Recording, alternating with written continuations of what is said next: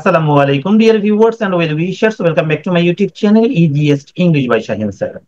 প্রিয় নবম ও দশম শ্রেণীর শিক্ষার্থী বন্ধুরা, তোমাদের অর্ধবার্ষিক পরীক্ষায় সবার সিলেবাসই রয়েছে the Purple Jar part 1, part 2 এবং পার্ট 3। ওকে, এই পার্ট 1, পার্ট 2 এবং পার্ট 3 থেকে আমি তিনটা মিলে এখানে যে ক্যারেক্টারস গুলো রয়েছে সেই ক্যারেক্টারস গুলোর বর্ণনা দিব, তাদের কি কি কোয়ালিটি রয়েছে সেগুলো বর্ণনা করব। সেই সঙ্গে পুরো গল্পটা আমি কি করব হচ্ছে তোমাদেরকে সামারি করে দিব, যাতে করে তুমি সুন্দর করে যে কোনো প্রশ্নের উত্তর করতে পারো। তারপরে তোমাকে আগে গল্পটা বুঝতে হবে। মনে রাখবা তুমি পার্ট 1, পার্ট 2, পার্ট 3 তিনটা মিলিয়েই কিন্তু তোমার কোশ্চেন হবে।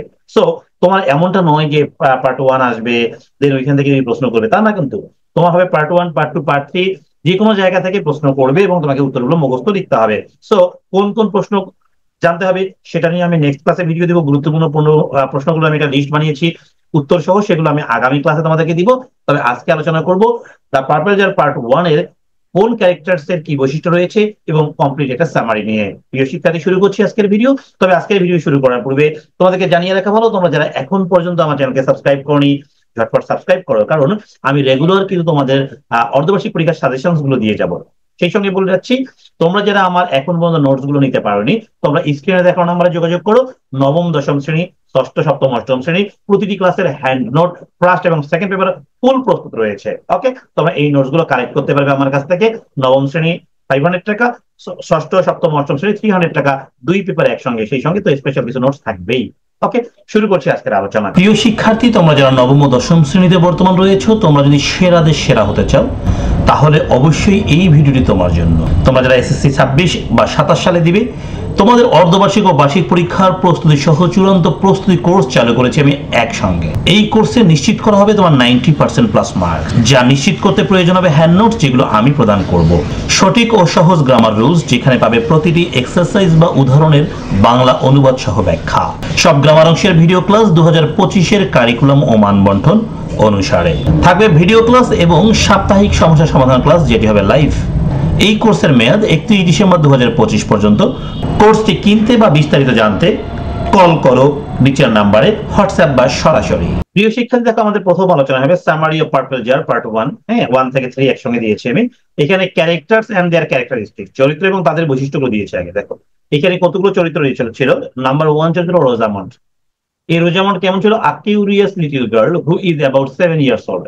প্রায় 7 বছর বয়সের কৌতূহলী একটি ছোট্ট মেয়ে ছিল। তার নাম কি ছিল? Rosamond. Easily attracted by pretty things, সুন্দর জিনিস দেখে সহজেই মুগ্ধ হয়ে যেত সে, তাই না? সে যাই সুন্দর দেখতো তাই কিনতে চাইতো। Lacks practical thinking and makes impulsive choice, বাস্তব চিন্তা তার কম ছিল আর হঠাৎ সিদ্ধান্ত নেয়, ইম্পালসিভ চয়েস, হ্যাঁ, হঠাৎ সিদ্ধান্ত নেয়। Okay, learns a life lesson by making a mistake, ভুল করে জীবনে একটি শিক্ষা অর্জন করেছে। মনে রাখবে এইগুলো প্রতিটাই তোমাদের বিভিন্ন প্রশ্ন উত্তরে কাজে লাগবে। সো এগুলো মুখস্থ করে ফেলবে, এটা রোজামন্ডের বৈশিষ্ট্য। এবার রোজামন্ডের মায়ের বৈশিষ্ট্য দেখবো। এই গল্পে কিন্তু আমাদের টোটাল চরিত্র ছিল মাত্র 2টা, তাই না? এখন দেখো ওর মা কেমন ছিল? ওয়াইজ অ্যান্ড প্র্যাকটিক্যাল, বুদ্ধিমতী ছিল এবং বাস্তববাদী ছিল, practical.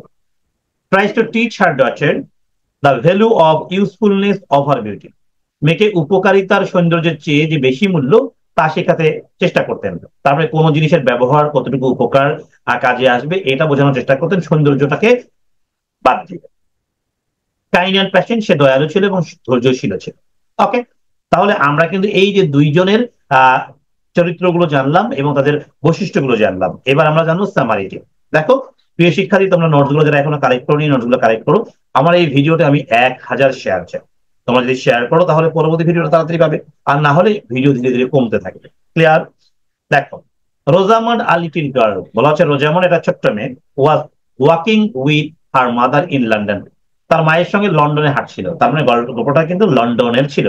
and got fascinated by many beautiful things in shop windows, এবং দোকানে যে জানালা ছিল অনেক সুন্দর জিনিস দেখে সে মুগ্ধ হতো, মানে যাই সুন্দর দেখতো তাই দেখে মুগ্ধ হতো। she wanted to buy ribbons, say ribbon কিনতে চেয়েছিল, জুয়েলারি কিনতে চেয়েছিল, আর পার্পল জার এটাও কিনতে চেয়েছিল, without thinking about their use, তাদের ব্যবহার না জেনে, হ্যাঁ, বা না চিন্তা করেই।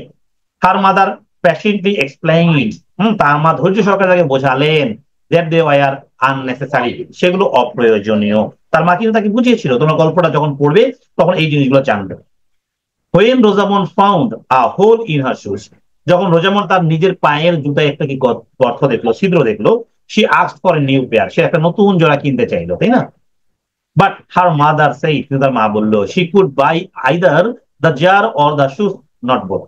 সে বলেছিল আমি হয় তোমাকে জুতা কিনে দিতে পারবো, না হলে জার কিনে দিতে পারবো, যে কোনো একটা তোমাকে চয়েস করতে হয়। Rosamund choose the purple jar out of desire. Rosamund ইচ্ছায়, মানে রোজামন তার ইচ্ছাকে প্রাধান্য দিয়ে কি করলো, বেগুনি জারটি বেছে নিল।